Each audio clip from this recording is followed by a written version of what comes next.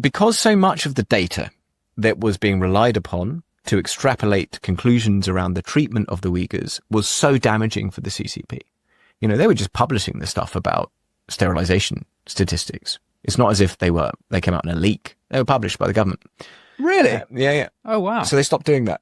And they stopped doing that in a whole bunch of areas because there were very talented researchers like Dr. Adrian Zentz who would take all of that and like, well, that's not really explainable. And this is a state policy in this area or that area. So they stopped doing that. So there is a very severe information blackout. It's very hard to work out what's going on.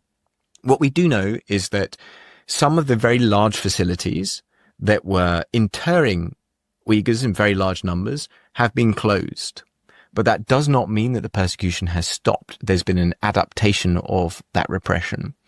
And we're trying to work it out. But one way that we definitely know it continues is through labor transfer schemes. So these are, in effect, forced labor schemes, involuntary labor schemes, where mainly ethnic minorities are conscripted to work, state schemes, and dumped in companies. And most of the time, the companies can't say no. They end up with a whole bunch of people working against their will from ethnic minorities who've been conscripted into these government schemes. Those have exploded in recent years. They've got much, much bigger, and they're not just in Xinjiang, they're over the whole of China now. And that's, by the way, how we know that there is a problem with the procurement of things like solar panels, which rely upon polysilicon as their key ingredient. More than 90% of that comes from China, and about 40% of that, maybe slightly less, from the Uyghur region of China.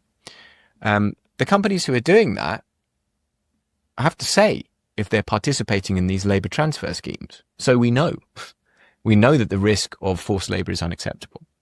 So those have been exploding. In addition to that, it seems that there are more people in prison than ever before.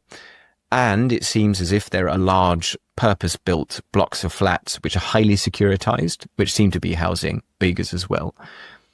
So it's definitely not the case that the repression has stopped. There is an adaptation, but very, very severe persecution of Uyghurs continues to this day, not abated.